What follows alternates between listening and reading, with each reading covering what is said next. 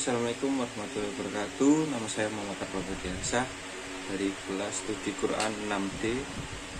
Lalu dalam video ini saya akan menjelaskan sedikit pengetahuan saya tentang kemukjizatan dalam Al-Quran.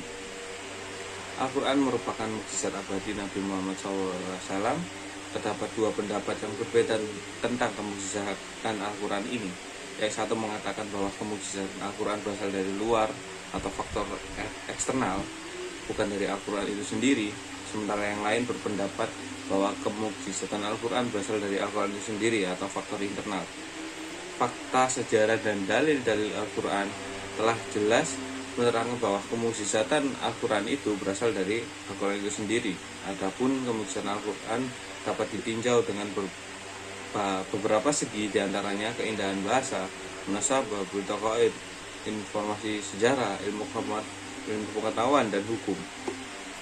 Kata mukjizat telah menjadi istilah dalam bahasa Indonesia. Dalam Kamus Besar Bahasa Indonesia atau KBBI, mukjizat diartikan sebagai kejadian atau peristiwa ajaib yang sukar ditinjau atau dijangkau oleh kemampuan akal manusia. Mukjizat dalam istilah agama Islam sebagaimana yang didefinisikan oleh pakar agama Islam antara lain sebagai suatu hal yang peristiwa yang luar biasa yang terjadi melalui seseorang yang mengaku nabi, sebagai bukti kenabiannya yang ditantangkan kepada yang ragu untuk melakukan atau mendatangkan hal serupa, namun mereka tidak mampu melayani tantangan itu. Sebagaimana telah disebut dalam pendahuluan bahwa dalam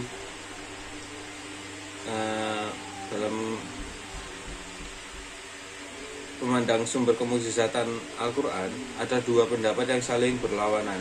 Pertama, pemandangan sebagai sebab eksternal, sedangkan kedua sebab internal. Teori pertama adalah pendapat sebagai tokoh Mu'tazilah dan Syiah, sedangkan teori kedua adalah pendapat mayoritas ulama Islam atau bisa dibilang sebagai Sunni. Kemukjizatan Al-Quran yang pertama justru dari segi kebahasaan ini. Mukjizat Al-Quran dari segi inilah yang pertama kali ditunjukkan kepada masyarakat Arab pada masa Rasul. Mukjizatan Al-Quran yang utama dan pertama justru dari segi kebahasaan ini. Kemukjizatan Al-Quran dari segi inilah yang pertama ditunjukkan kepada masyarakat pada zaman Nabi Muhammad. Pakar-pakar bahasa menetapkan bahwa seorang dinilai berbahasa dengan baik apabila pesan yang hendak disampaikan dapat terangkai dalam kata atau kalimat yang singkat dan tetapi mencakup, tidak bertele-tele tetapi tidak pula singkat sehingga mengaburkan pesan. Kata yang dipilih tidak asing bagi pendengar dan lain-lain. Adapun keindahan bahasa Al-Quran itu sendiri dapat dirasakan pada nada dan langgamnya yang mempesona.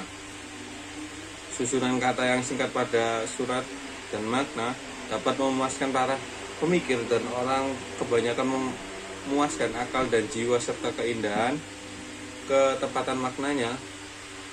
Dan lalu al-munasabah secara linguistik artinya kedekatan. Secara terminologi adalah adanya keterkaitan atau hubungan antara satu jumlah kata dengan kata yang lain dalam satu surat, atau antara satu ayat dengan ayat yang lain dalam beberapa ayat yang banyak, atau antara satu pembahasan tentang munasabah tidak terdapat pada tema-tema kemukjizatan Al-Quran secara spesifik, namun lebih kepada tema asbab an-nuzul. Namun demikian terdapat isyarat bahwa memahami munasabah dapat memperluas makna kemukjizatan Al-Quran. Segi keindahan bahasa, sehingga dengan mempelajarinya seorang dapat lebih meyakinkan bahwa Al-Quran adalah mukjizat Allah bagi Muhammad SAW. Lalu berita gaib. Ada sekian banyak hal yang tidak mungkin diketahui oleh manusia dalam hidup ini, misalnya kapan terjadi kiamat atau kapan datangnya kematian. Dari sini terlihat bahwa gaib bertingkat-tingkat.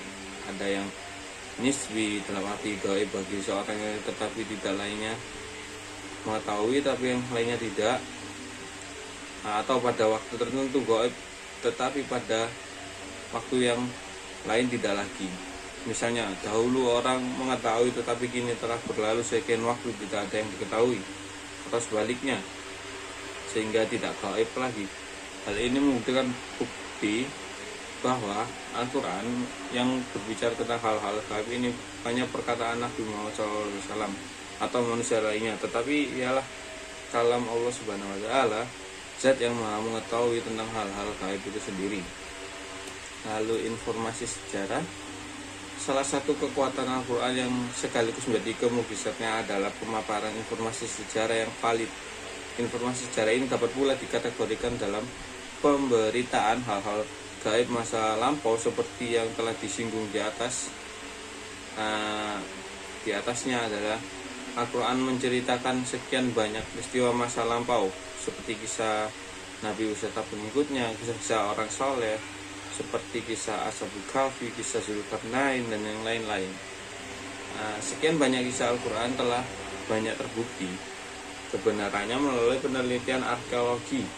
Kendati tidak semua informasi sejarah dalam Al-Quran dapat dibuktikan, namun tidak berarti bahwa informasi-informasi Al-Quran tersebut salah, karena apa yang belum terbukti gunanya juga belum terbukti kesalahannya. Salah satu contoh validasi informasi sejarah Al-Quran adalah kisah tenggelamnya dan selamatnya jasad Fir'aun. Al-Quran menginformasikan ke sekelumit kisah Fir'aun dalam surat Yunus ayat 90-92. Yang perlu diperhatikan dalam konteks pembicaraan ini adalah firman Allah Subhanahu wa Ta'ala, hari ini kami selamatkan badanmu agar engkau menjadi pelajaran yang datang bagi yang datang sesudahmu. Yunus ayat 92. Memang orang mengetahui bahwa Fir'aun tenggelam di Laut Merah ketika mengejar Nabi Musa dan kaumnya, tetapi menyangkut keselamatan badannya dan menjadi pelajaran bagi generasi sesudahnya merupakan suatu hal yang diketahui oleh siapapun pada masa Nabi Muhammad, bahkan tidak disinggung di Perjanjian Lama dan Baru. Lalu ada ilmu pengetahuan. Di antara segi kemukjizatan Al-Quran adanya beberapa tunjuk detail mengenai sebagian ilmu pengetahuan umum yang telah ditemukan terlebih dahulu dalam Al-Quran.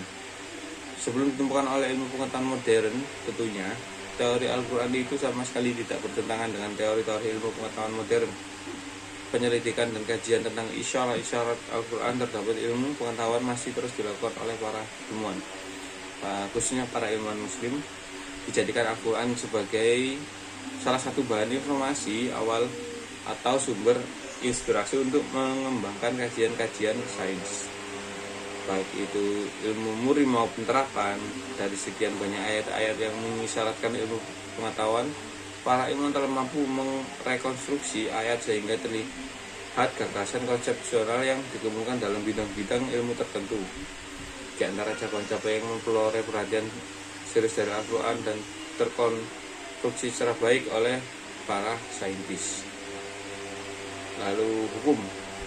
Manusia telah mengetahui seiring dengan berjalannya sejarah aneka ragam warna pendapat, pandangan, peraturan-peraturan hukum-hukum yang dibuat dalam rangka agar memberikan kesejahteraan individu dalam masyarakat. Namun tak satu pun yang telah mencapai harapannya sebagaimana hal tersebut telah dicapai oleh Al-Quran.